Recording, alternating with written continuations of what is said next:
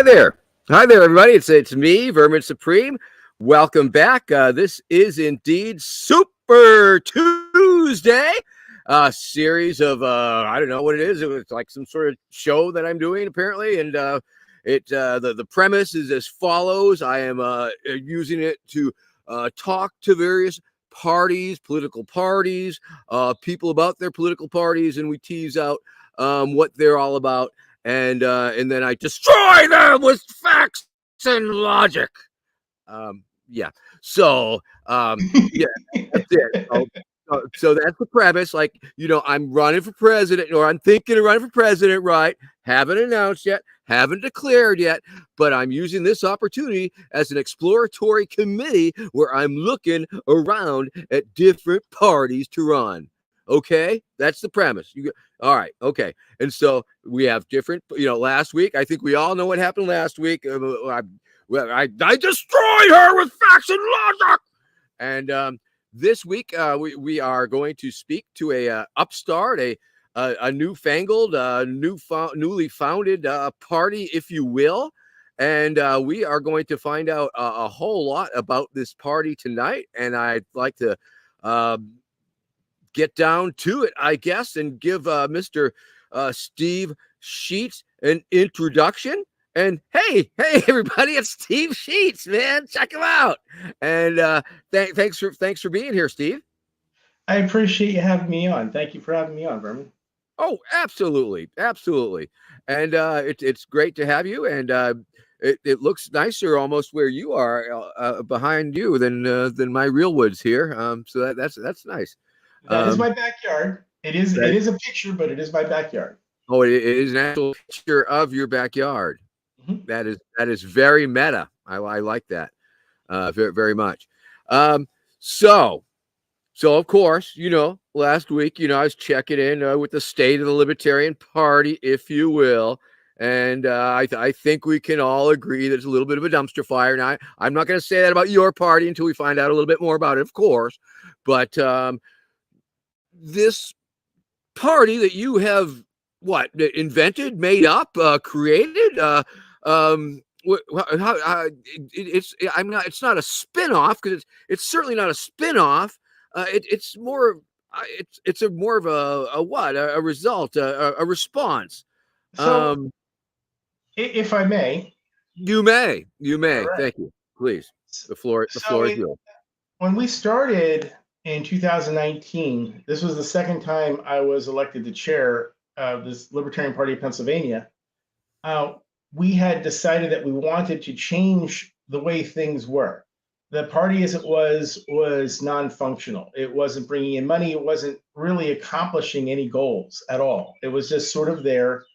And we said, this is who we are. This is what we are.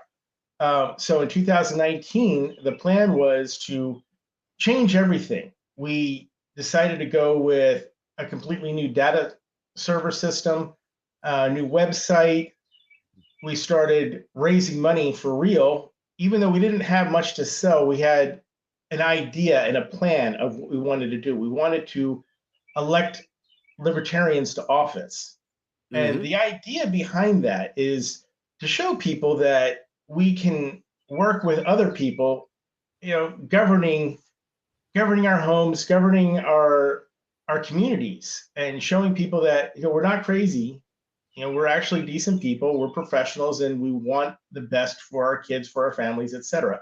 Yes, and you felt the this is which party is this now? You're speaking of the new party. I'm speaking of the old party briefly, because it's the old party briefly. Okay, so this was you found that the party wasn't doing what you had hoped it would be able to do, or what it should be able to do as a party. Okay. So what we did, we put these things together. And we elected a decent sized number of libertarians that year. And from that point on, we were able to raise a lot more money. We were able to raise a lot more interest and start bringing people in as members. And the more we started taking off like that, the more we started professionalizing, the larger the membership base became. We went from 186 members in 2019 to almost 1,700 when we stopped running the party. So during that last year, we were there was a different there were people who had a different approach to what they wanted to see the party become. And as they started becoming more, how should we say, um, the votes started going more their way. They started getting what they wanted. They started doing things that they wanted to do. We decided that that was no longer our place. Our place was still in the let's do something professional. Let's try and get our message across to the largest number of people in Pennsylvania, because the only way we're going to make legitimate political change is if we reach the people, we speak in a language they understand, and we work together with them on projects that matter to them so that they can say it. When it comes to these issues, they're listening to us. They're working with us. They're doing things with us.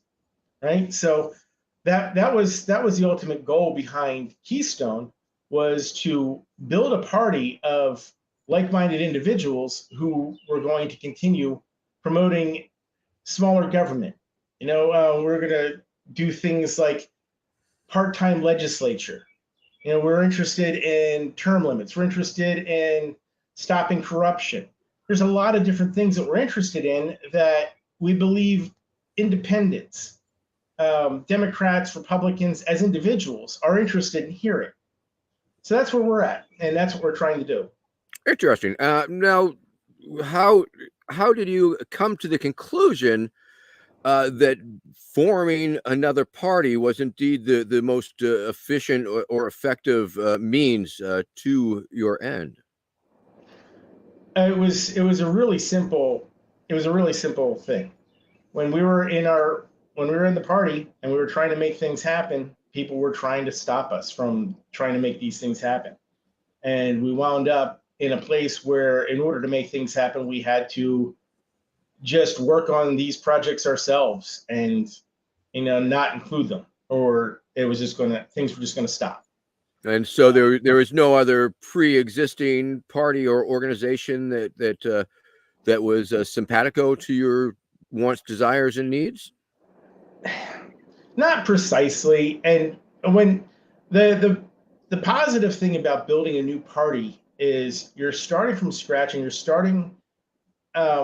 building those things that you want, and leaving the issues that you had with the previous party behind. How should we say this? We wanted to have a platform that was understandable to the largest number of people, a platform that wasn't stone cold, you must be libertarian or get out. You must be this or get out. You must be that or get out. We want to show people that we can work with them and we can do things together with them and bring people along softly to where we are, not so much as you either take what we have or get out. What? No litmus test? No purity test? How can we know if somebody is Keystone enough? Well, if you're interested in a smaller government, if you're interested in making things work better in your community, you might be Keystone material. And so when you say that the Keystone Project or the Keystone Party is libertarian in nature, would you describe it as philosophically libertarian? So we all came from the Libertarian Party. So a lot of us still have those libertarian principles. And it's just when we're talking about making political solutions, we want to make political solutions. We're not here complaining about government. We recognize that government is here, government is what it is, and we have to deal with what we have. Nice. Can you tell me about the platform? You had mentioned your platform, and I realized that I am negligent and that I had not read that. So please do fill me in as to what your platform looks like. So I highlighted several issues that I kind of wanted to talk about, and there's a lot more involved. But starting off, like I said, we were interested in having a part-time legislature. Recently, Robert Reich, love him or hate him, came out with a video talking about how we are underrepresented in Congress. He'd like to see the size of Congress grow and to be more representative of the people. And I agree with that, but I also agree with the idea that, we have these legislators that don't spend a lot of time working, but they're making a lot of money. And most of their time is spent campaigning. So our thought is that we should make this a part-time gig and have these people spend majority of their time in their districts with the people that they're there to represent, and get ideas from the people in their districts and represent them as opposed to represent the bigger interests that are funding their campaigns. That's one of the things we're interested in. We're also interested in term limits. Term limits there's a lot of pros along with term limits. There is a lot of negatives with term limits, and Vermin is never negligent. So some of the pros of term limits is you get rid of this club mentality where you have these guys that are sitting around there for 30 plus years, and they just do their thing, and that's that. The cons are, sure, but what if I wanted to become like, dictated for life or something? You might have like an issue with that. yes, definitely, we would have an issue with that. Okay. It's just the way it is. Sorry, no offense. Right, no, I'm trying to tease out what your party stands for and what it believes in. So I just gotta find these things. Gotta find out. I'm looking for the party that's just right for me. So that could be a little bit of an issue if you don't support my lifelong dictatorship. But that's okay. We'll continue. I mean, term limits. I'd sort of like it's okay. So one of the cons sounds reasonable. You make it sound reasonable, so I'll go with it. I will allow it. I do try to be reasonable.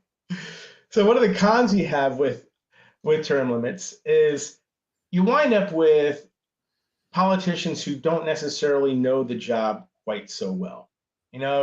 Someone in Congress, they probably need to be there for a few terms before they get a feel for what they're able to do, get committee assignments and understand what's possible, understand how things work. That's something that can be talked about in the future, but we definitely need Robert Weber's Dumpster Fire Emporium. I love it.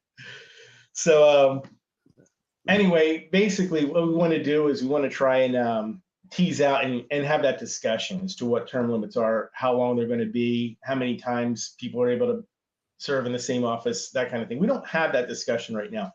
And I'll be honest, I haven't heard politicians in DC talking about it that much. I mean, they'll pay it lip service, but they're never really actually talking about legitimate solutions when it comes to term limits. No, it's a big old scam. So you believe that the Keystone Party is more of a Pennsylvania-based party? Yes. Well, we are the Keystone Party of Pennsylvania. Yes, and we are. So do you believe these are issues that you can be more effective dealing with in a state house as opposed to the United States House? I think they're interchangeable as far as that goes. Like as far as term limits goes, in Pennsylvania, we need term limits. In Congress, we need term limits. Sure, but it seems like it would be an easier task to start locally and jam the limits to there.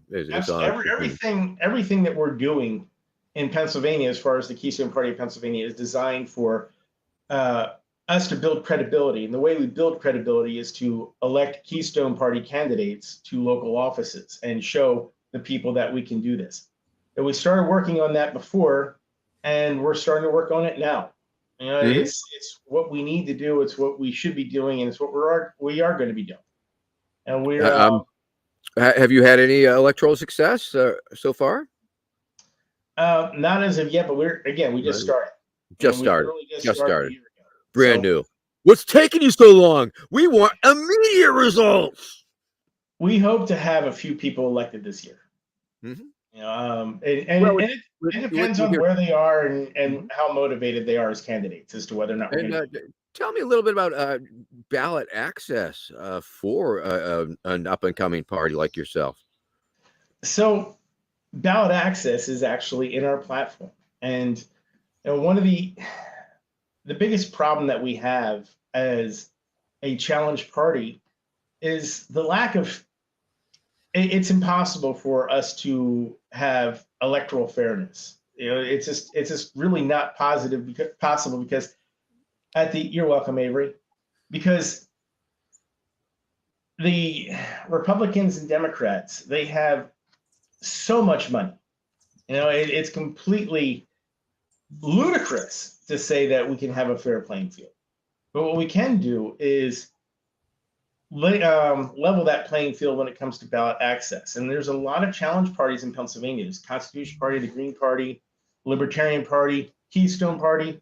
And when it comes to ballot access, we can all work together to get our candidates a better. And if you all had a fight, who do you think would win? Fight over what? Like a brawl, like a big throwdown. Say you got all those people together in one coliseum. Maybe a demolition derby would work too. I've been trying to put one of those together with different parties and candidates. But yeah. Whose ass? Which party's ass would you really like to kick? I'm not interested in kicking anybody's ass. I'm interested in changing the way of the world. Okay, fair. Sounds like a politician trying to be positive. I'm okay with that. I understand. No, that's good. So you got signature. I mean, what makes you a real party, man? How are you becoming a party? How are you convincing people to give you the operating expenses that you need to hire people to get signatures and stuff like that? How are you raising funds and stuff? So last year, you'll love this. Last year, we had 3 statewide candidates on the ballot, and we had several more down ballot candidates on the ballot. But we did that by collecting 7,500 signatures. And we just started, and in just a few months, we were able to have these candidates on the ballot. It was really nice. And we had people donating to that cause, not just in time and energy like our volunteers did, but we also had people donating real money, thousands of dollars to help us with ballot access. And part of that is them knowing our track record, knowing what we were capable of, what we have done in the past, and we followed through with the promise that we were going to continue doing just that. So that was basically how we were able to raise money. What's your worst platform plank? Worst? Yeah, what's the worst Keystone Party platform plank, do you think? Or I'll settle for the weakest. Let's see. Private property. We're in favor of private property. Okay. I mean, actually, that's just a crappy position, right? Well, there's I don't know. A lot of people have concerns about that these days. So I guess you got to stand on something. And a lot of people that's their make or break, of course. Property. It doesn't sound so controversial in this day and age, but in some circles, I guess it might be just a little bit. Sure. The thing about private property is, everybody. Where's my pony? The thing about private property is everybody has to be somewhere, right? But more than that, when you buy a home, when you buy a piece of land, you are staking your claim and you are putting down roots, and you are saying that this is my house, this is my community. And people who own private property generally do take more of an interest in their community and what's going on in their community because, well, they invested in that community. They invested to be there. And that's one of the reasons why I really love the idea of private property, because there's a lot of people that show up at the township meetings and they do it because, well, they've been living here for years. I've been living in my house for 8 years now. I couldn't believe it when I look back at just how quick that time just disappeared. And I assume that you are probably against eminent domain. I've actually fought against eminent domain several times, and sometimes you win those cases, sometimes you lose. A lot of times you lose because you don't hear about what's going on until until they make it public, and by the time they make it public, it's already done. And it's a done deal. And the only way really you can fight against it at that point is in court. If you don't have a lot of money, you're going to lose that case.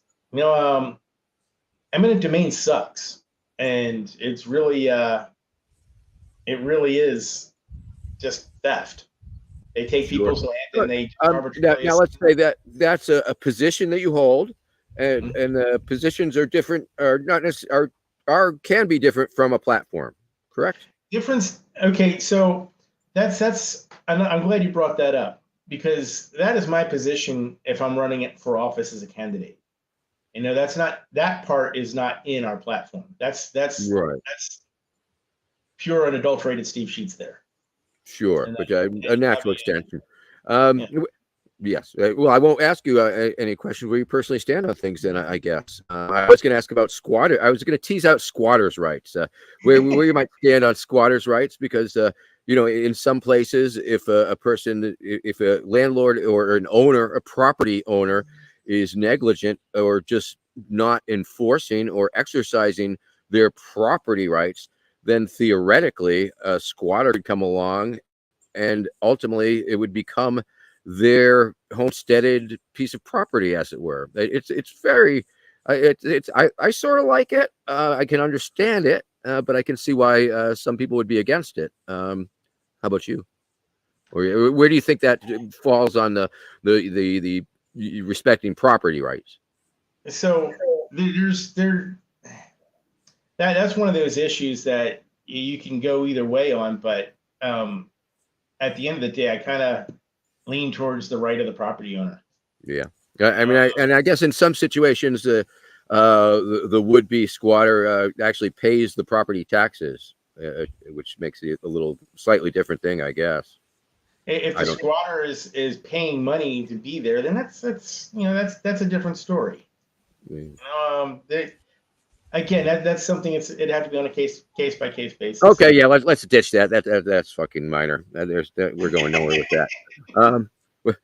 What else? What else you got? What other big ticket items you got on your platform there? I guess that falls under land regulations, doesn't it? I think it does. Yeah, that's part of our platform too. I'm not a huge fan of land regulations per se, but I do see some reasons why land regulations might be a thing. Yeah, it goes to zoning. I mean, it's like zoning and land regulations and environmental regulations, and it seems like as if though they have some well intentions in there, density zoning, but then of course they can be totally abused in the case of redlining and things of that sort. That's a big deal. Things can be abused either with private ownership or with government ownership, and there's very little oversight for either. And what I'd like to see happen is put some more oversight on some of the powers that be that are actually in charge of some of the zoning and some of the land regulations that are coming out, and make these processes a little more transparent. A lot of these things are done behind closed doors. It just doesn't lend for positive interactions or positive political solutions that way. Indeed. Now, one of the things that I did indeed enjoy about the the Libertarian Party was that essentially it was minarchists who were willing to work with anarchists in order to minimize the power and role of the state. And of course, because I was I'm an anarchist, and then look at the platform, and by extension, it's like, okay, well, if there's no government, okay, all those things are boom out the window anyway. So I guess I can accept that. But it seems is the Keystone Party. I don't think you would describe it as anti-government or more for limited government. Maybe would that be a more accurate descriptor? So most of us are more classical liberal. I started off life as an ANCAP. And while I understand that we have this overbearing government and we're not going to get it out of our way anytime soon, just because in order for us to get it out of our way, we need to somehow get inside of it and start tinkering and start making it smaller. And until we're able to do that, we're really not going to be effective at removing it. It's just the way it is. We have too many people who are in this world, in this nation of ours, that rely on government services, and we can't just stop things instantaneously and expect that the world is going to continue spinning on without any problems. And that being said, the idea of anarchists and minarchists working together, that's fine if we're going to be working on the same goals. If you have people who just want to make a lot of noise and not really accomplish anything, then we're not going to be interested in working with them. The problem when you go out and you do things like rallies, you don't. And I gave this speech before in Delaware. When you have a rally or when you have a protest, you might reach one or two people, and maybe more. Let's say 4 or 5, right? Well, three of those 5 people are irritated that you paused their motion for half a second. Another one disagreed with you. And the last one might agree with you, but forgot what you said 2 steps away from you. You don't really get to reach people that much through protest. But when you work toward political solutions in government, you run for office, you show people that you're putting skin in the game, that you're putting your time, your effort, and resources, and you're trying to be professional about what you're doing because you want to win for office. You want to work in office for the people. And by doing so, you inspire their trust, and you actually motivate those people to remember what it is you said. That could disqualify me as a candidate for the Keystone Party. Just observing. All I know is when I was running for office, I visit certain places more than once, several times. And I remember this one guy in particular. I was talking to him about issues relating to the Hispanic community in the town where he was living. And I forget what it was that I said. I really forget much about the conversation, but the one thing that did stand out was 3 weeks later, I happened to be back there, and he came up to me and asked me a question again about what I had told him 3 weeks before. So he remembered who I was, he remembered my name, and he remembered what we were talking about enough and thought about it enough to ask me for more questions. So I thought that was really cool. Yes, no, that's person-to-person lobbying, if you will. Yes. And these are the things that we really need to do as a party to reach people and to make political change happen. Nice. What's the number one issue facing the nation or Pennsylvania? Oy vey, the number one issue. I mean, a lot of people will talk about healthcare as being the number one issue because it affects everybody. Some people will talk about, housing as the number one issue. Let's talk briefly about healthcare. And I'm going to give an answer that may not be liked by everybody, but that's because there isn't a likable answer when it comes to healthcare. When I talk to pro-time travel. Yes. Are you for it or against it? Time travel. Am I for time travel or against? Where's the Keystone Party on that? Huh? Well, it depends on how well you can get the zombies working. All right. So if the zombies are working okay, then I'm for it. How's that? Rod Weber asked a very pointed question there about that if you were against Angela McArdle's lack of professionalism, but I won't make you ask that or answer it for that matter, because I don't think we need to go there. We did that. I was just going to say, I'd rather stick to something a little more positive. I think so. I think so. Yeah. So when I want to talk to people about healthcare, and I don't have all the answers for healthcare. I'm just, like you said, I'm a politician. What we can do is we can change certain things to make things easier, make things cheaper, make things more, how shall we say, competitive. And free market, less regulation, free market. So it's not just simply free market and less regulation. Let's start with something simple. Like, let's increase some transparency in the cost of elective procedures, for example. If you have, when you walk into your mechanic's garage, you have brake job and a number.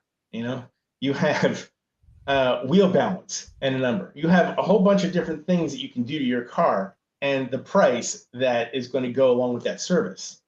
If you have, say, on a board when you walk into a medical facility,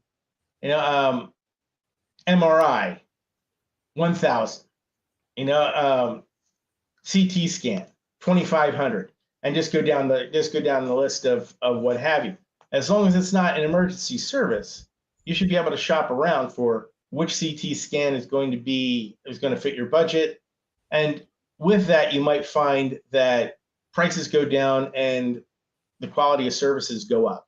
Well, I've done a little bit of medical tourism. I did some dental work down in Mexico, and it's just really incredible. It's really amazing what happens when you cross the border into like Algodones, and there's like there's dozens of dentists who have set up shop in this little area, and there's people like hustling you along, and it's like, hey, what do you need? Need a root canal? Hey, need this, need that, need a crown? Come on.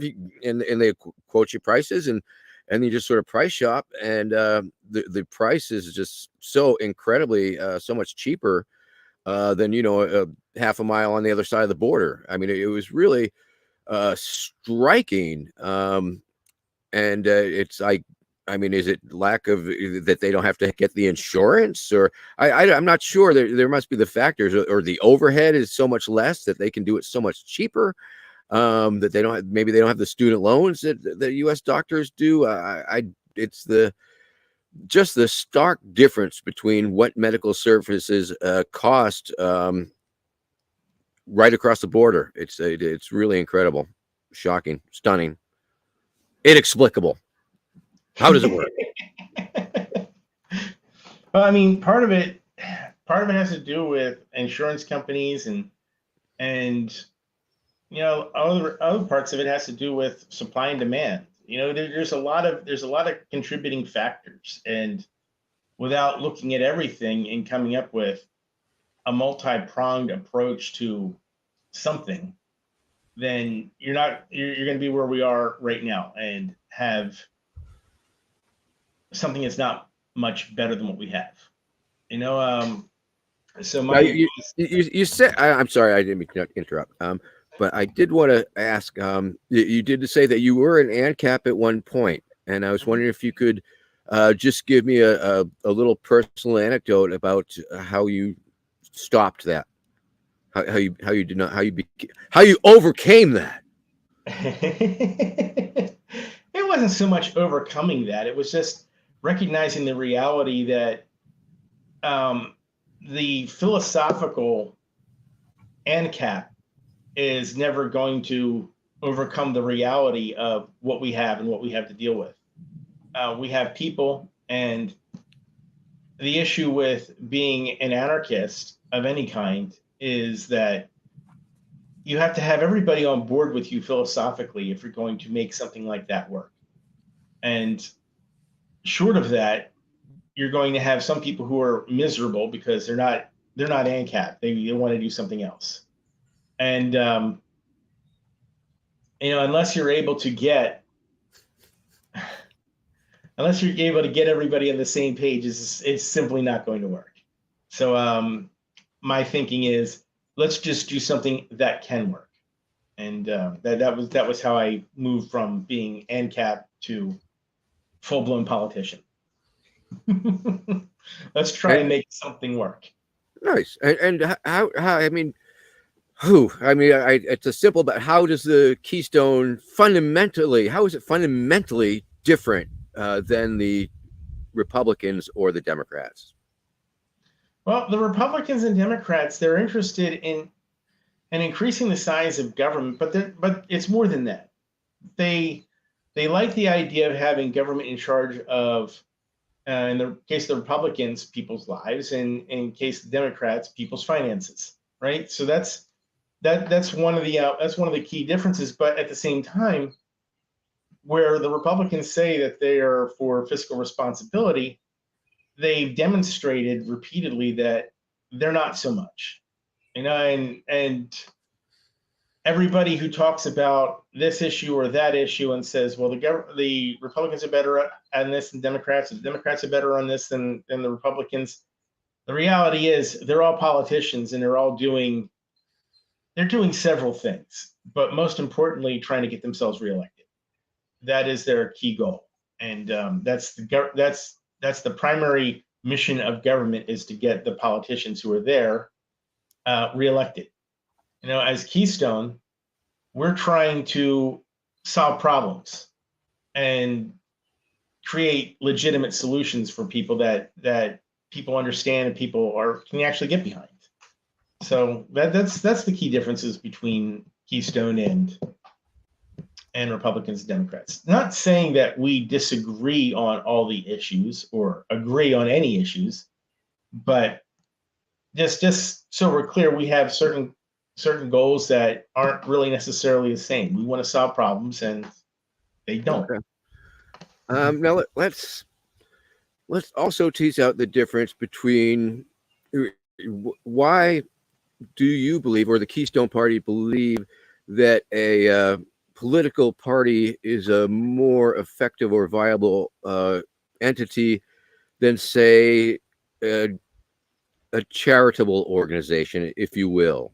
If you instead of putting the resources into being a political party, say you became some sort of 501c3 and said, oh, we're gonna make more food pantries in the neighborhood or something like this to directly help people. I just wanted to, yeah. So I mean, you hope to accomplish certain goals, but would it be more effective to make another type of organization to directly affect that change? In answer to your question, welcome to the hot seat. Yes, we should be doing both. We should be focusing on political solutions. We should also be focusing on doing things like you said, have charitable organizations, because charitable organizations legitimately gets close to the people and actually helps people real time. And it's important work. I can't tell you how many times I've volunteered for different projects to help people, and it's rewarding.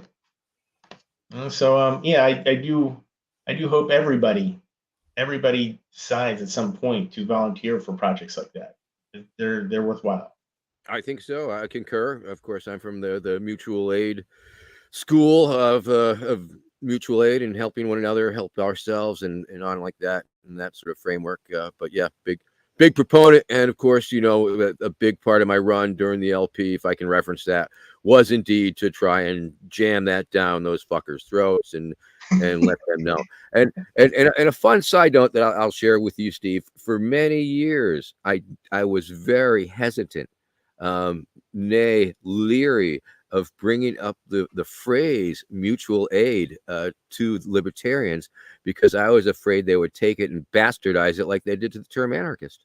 Thank you very much. Just even as an ANCAP, full-blown ANCAP, I'm still interested in helping people. The difference between an ANCAP and somebody else is the ANCAP generally wants to do that aid on his or her own terms.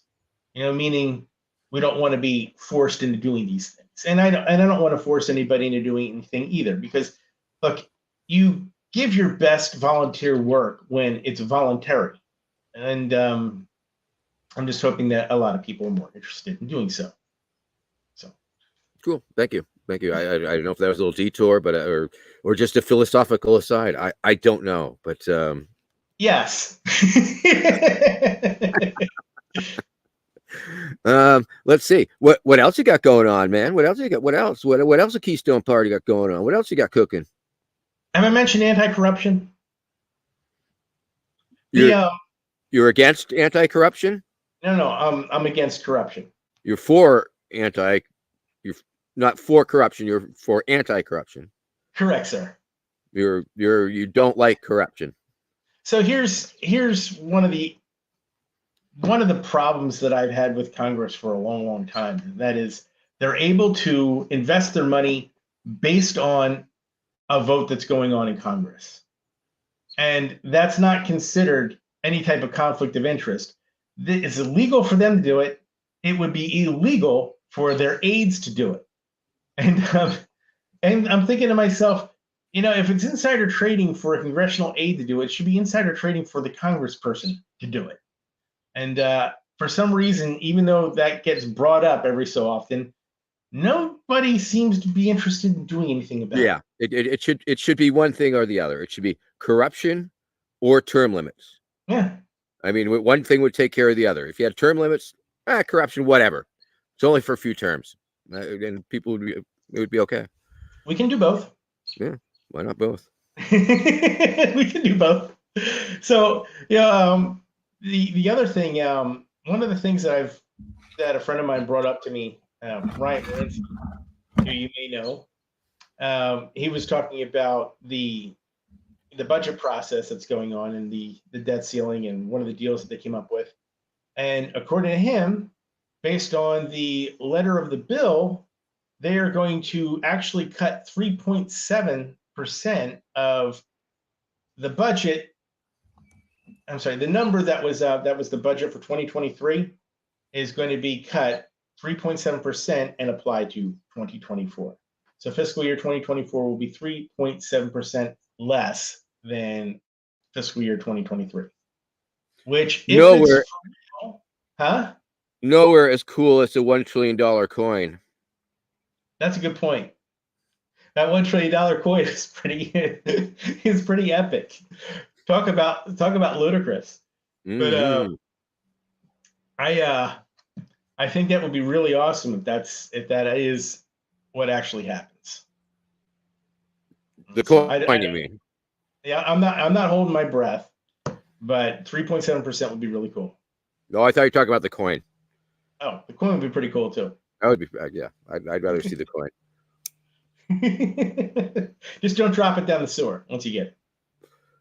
Yeah, don't take any wooden $1 trillion coins or no wooden bitcoins either. I had a whole pile of wooden bitcoins before I found out that they weren't really bitcoins, but I'm a little bit of a boomer, so they got one over on me. Fool me once, fool me again. No, I'll hurt you. Yeah. Pony bucks. Pony bucks.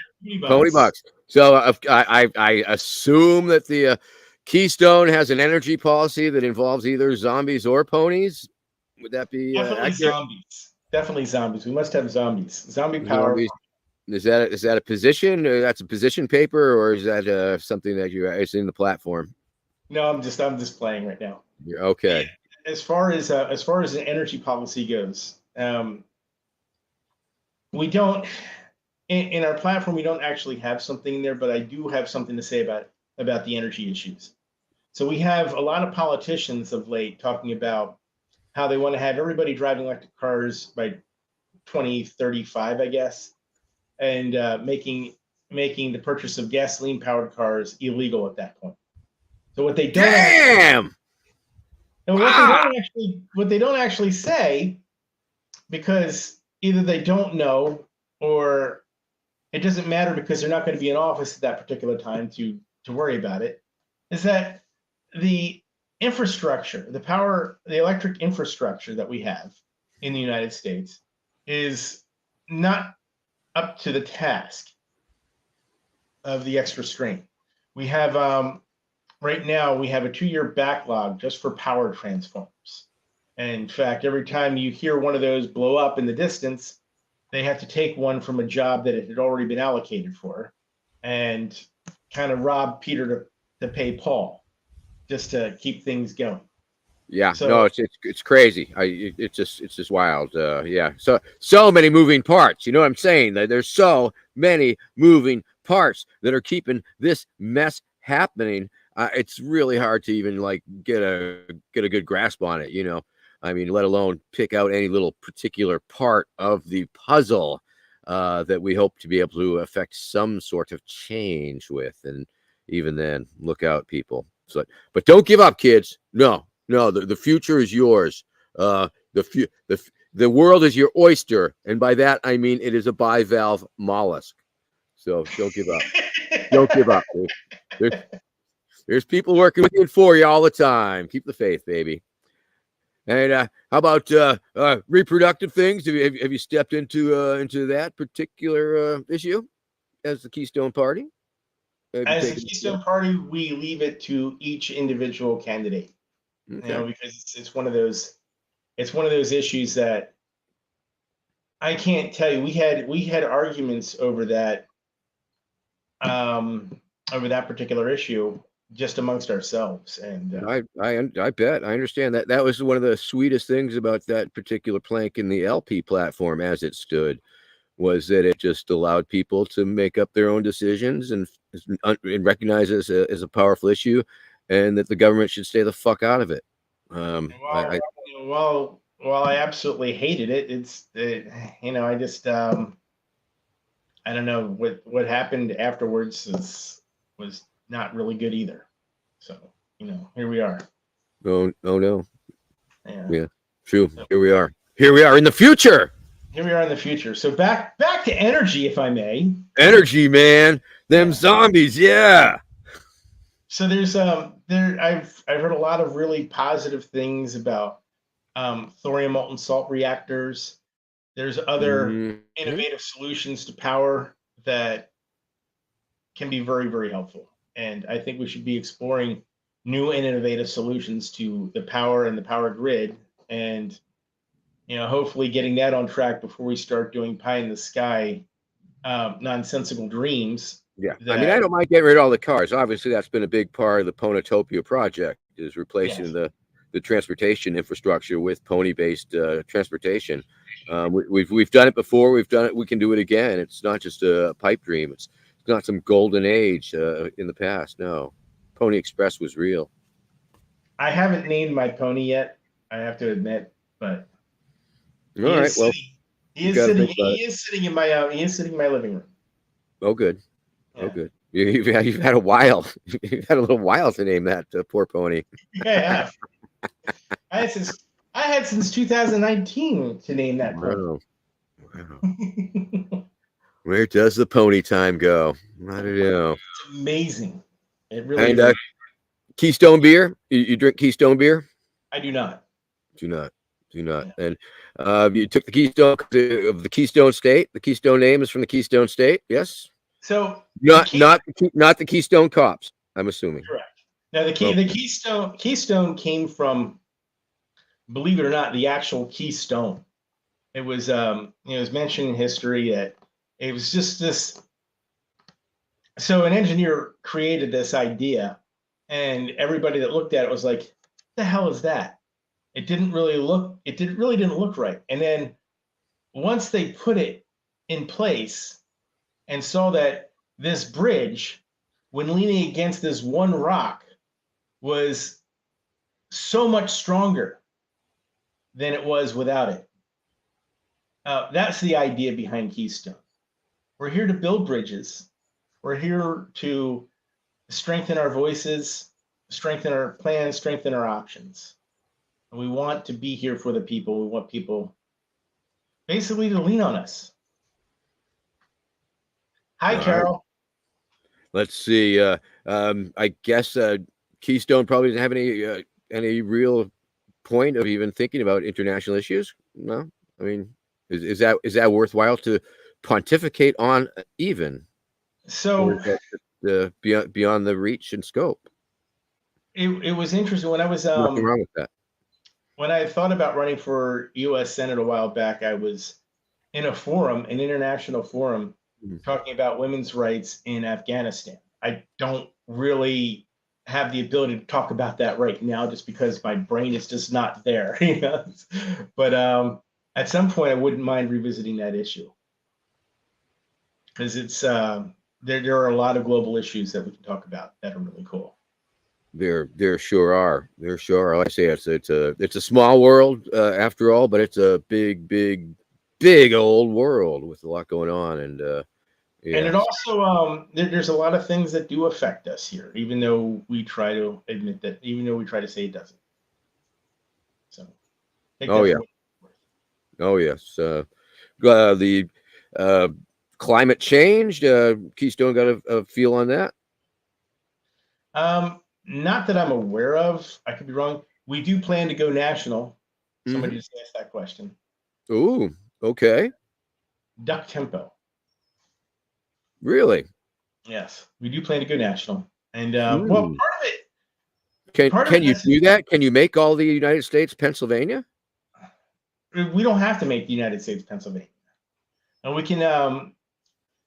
There's a lot going on with this, and we are talking about it. We've talked to some people in some other states, and they're working on trying to get things formed in their own state based on um, what we've shared with them so far.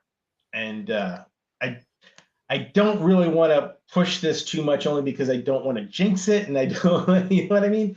But Sure. it's kind of cool what's going on, and people are actually pretty motivated.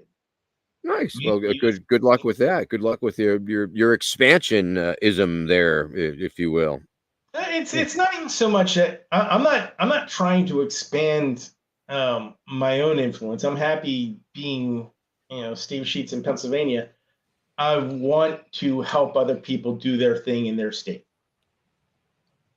Does that make sense? Now, Yes, it does. Yes, it does.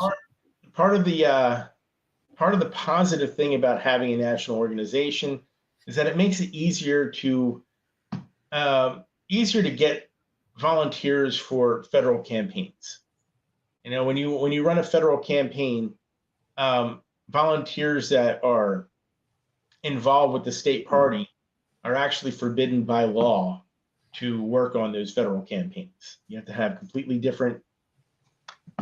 completely separate set of volunteers. When I had I to, did not know that. I did yes, not know that. I actually had to resign my position on the board, so on the board of Keystone, so I could work on Dan Wassmer's campaign for U.S. Senate. And just you got to do what you got to do. And Yeah, that's strange. What's the rationale behind that? Do you know? rationale behind government regulations? Yeah. No idea. Okay. No idea. Actually, it probably centers around being anti-competitive. I don't know. Define yins. I'm That's going localism, to I talk believe, down about your way. Pittsburgh, but I'm not going to say anything. Huh? That's a regional localism from down your way, I believe. From Correct? Pittsburgh. Hmm. Ah, Pittsburgh proper. Yes, Pittsburgh proper. They All use right. that term a lot, and don't get me wrong, it's kind of affectionate. All of us talk about the people of Pittsburgh, and use that word when we're I out like there. Pittsburgh. It's a pretty interesting town, on those cliffs and up and down and all around. And oh yes, We had a yeah, I like Pittsburgh. I like the area out west. One of the people who's watching right now is from out in western Pennsylvania in Beaver County, and hello Beaver County, and define woke. Woke is anything you dislike if you happen to be in the outright. How's there that? you go. That works. That works. So Uh, so you're saying you're woke? oh yes, Ooh. I look. Don't I'm woke, yeah, brother. Yeah, I'm going to so, get more some of votes. those people on the Twitter are telling me like go woke, go broke. It's like I'm already broke. It doesn't matter. Stuart Flood's got it right. Keystone Party of your state. All right. Yeah. And I do. Have you thought about like Keystone cops? Where are the Keystone's cop in your mythologies? Because they were some pretty inept and funny cops of all the cops, and making fun of cops. Calling cops Keystone cops is certainly a zinger. Well, I try to avoid insulting people with guns. So Okay.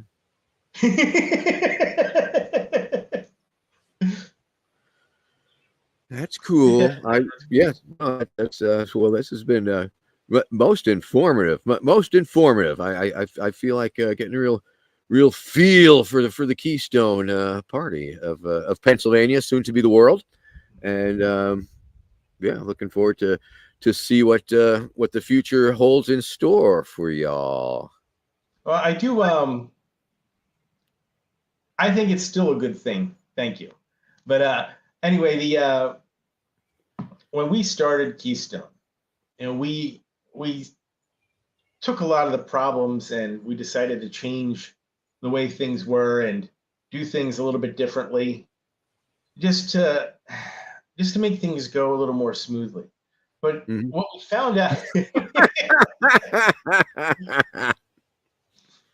So essentially, I mean, you formed it with a bunch of other people that you were essentially working with previously. Yes. I mean, you were sort of a self-contained affinity group of political activists / nerds, and when the one place that you're all operating under was no longer became tenable, you made the move, and so you and your friends, you took the ball and went home. Is that what you're telling me? Actually, we took the ball and started playing in a different court. Cool. The whole thing, despite the fact that that we have issues with Robert's rules, it had to do with the way it was used against us. And anyway, what we discovered in creating a new party was that people who want to do work and want to work together, it doesn't matter what rules of order you use. If people are on the same page working towards the same goal, you can do anything. If you have people, I like it. It's very instructive. It's a beautiful example of people coming together, working together on one project, and it's a very anarchist flow. It's like, okay, who's the leader here? Nobody. We're not. Let's go do something different. Okay, that sounds like a great idea, and then it happens, and so that's a nice little story in and of itself. I think. yeah. Yeah. I'm very proud of the people that I work with, and I'm very proud of what we accomplished, and I hope to accomplish a lot more moving forward in the years to come. Nice. Well, we got a few more minutes here, and so if there's anything that you would like to say in wrapping up, please let it hurl, brother. Let it hurl. Hey, I'm very approachable. If you guys want to ask any more questions and follow up with me on anything at all, just reach out, say hello, and we'll talk. I'll even set up a meeting. Not a problem. And we'll hang out. We'll see about pushing the ball forward and changing the world a little bit.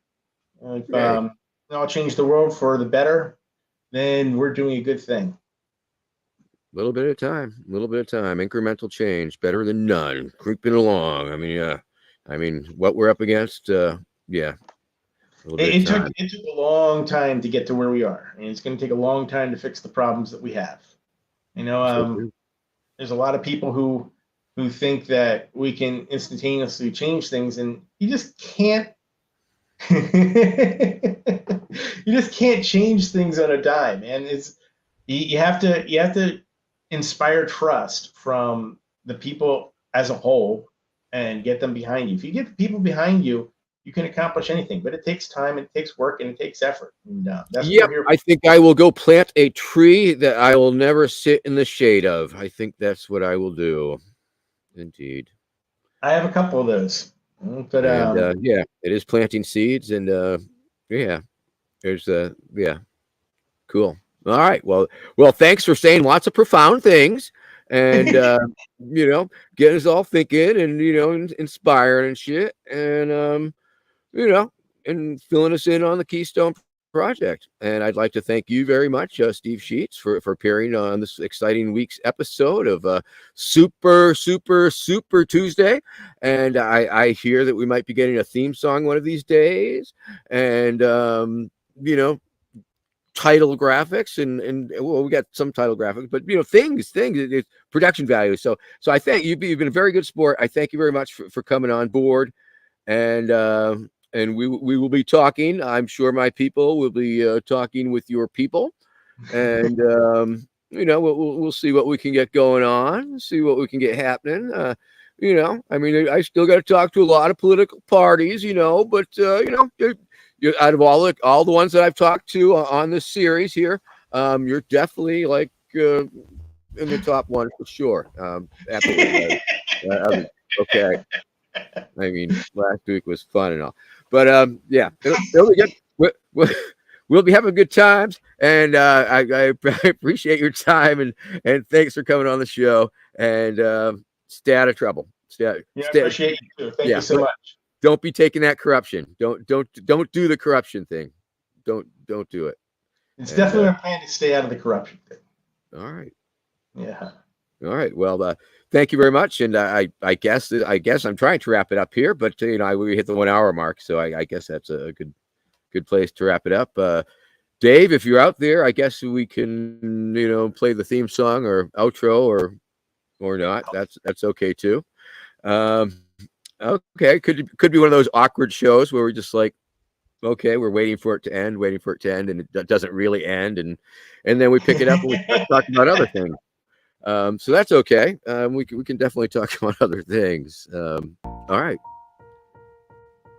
Well, I know that's a